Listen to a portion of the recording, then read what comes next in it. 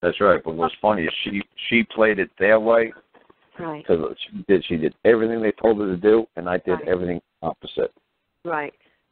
Just to see which way would work. She's like, no, my way will work. I said, great, because I think my way will work. Right. And so she did everything they told her to do, and it went absolutely nowhere.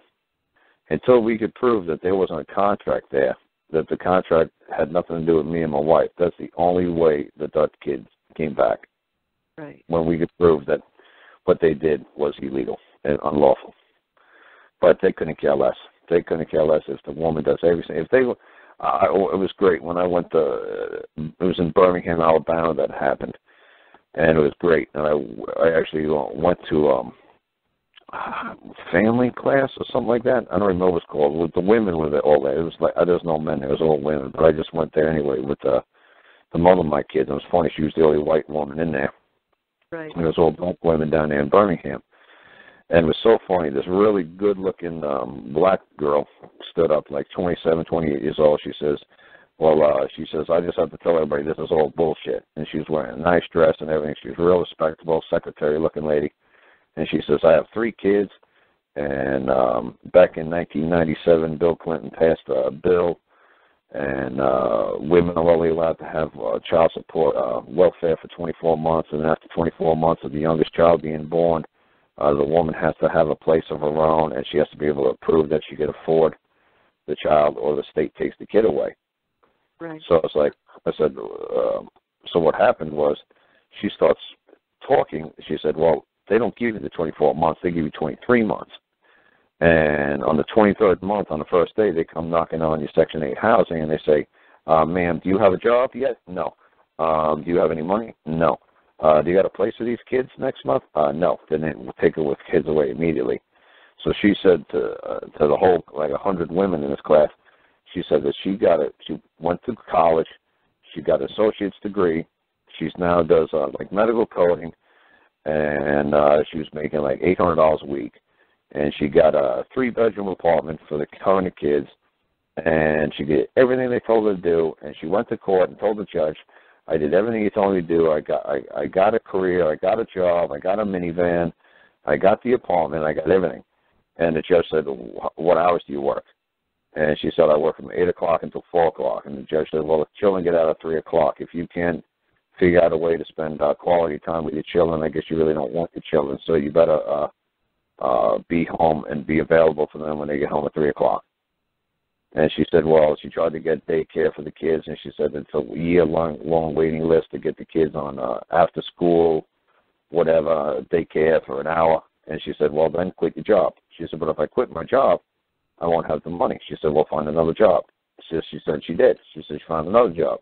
And she said now she only makes $600 a week instead of $800 a week, because now she has to work like an hour less.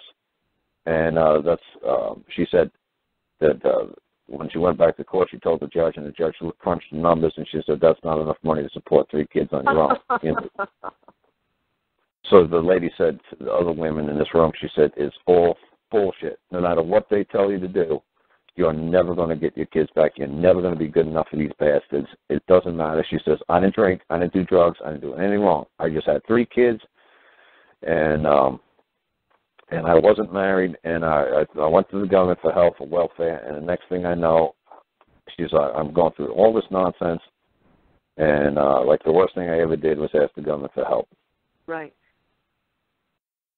So it's great to hear that, like, this really good-looking, clean, respectful woman who wasn't a crackhead, didn't do anything bizarre, was like, wow, you know, like, you know what? She could have my kids. This lady's a good lady. You know, she asks me, hey, buddy, you know, I'm like, hell yeah, lady, not a problem. Right. And she showed the world, you know, she showed everyone in that room, man, they're up to something, man. And it ain't to help the women get back to their children. And it ain't about the man abusing the woman. It ain't none of that nonsense. These people are up to something. Right. And it ain't helping women and children get back together. Something about money. Yeah. Yeah, and that's all it's office laws, like something like 8 people quit or something from the DFACS office that my kids are involved with.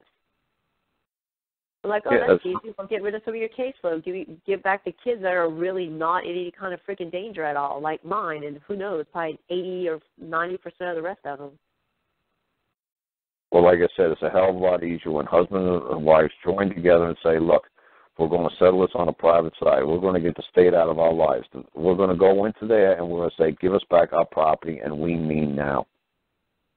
Right. And then you guys can go slug it out on your own in the private. But when you take it out into the public and you go into a court setting and you let the government be your judge and jury and executioner, oh, you guys are in a world of hurt.